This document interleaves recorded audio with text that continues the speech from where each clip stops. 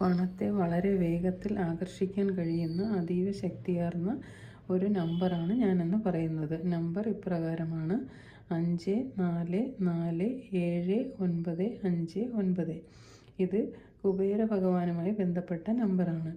ഈ നമ്പർ നിങ്ങൾ ഒരു ചെറിയ പേപ്പറിൽ പച്ച നിറമുള്ള മഷിയുള്ള പേന കൊണ്ട് എഴുതി നിങ്ങളുടെ പോക്കറ്റിലോ പേഴ്സിലോ സൂക്ഷിക്കുക.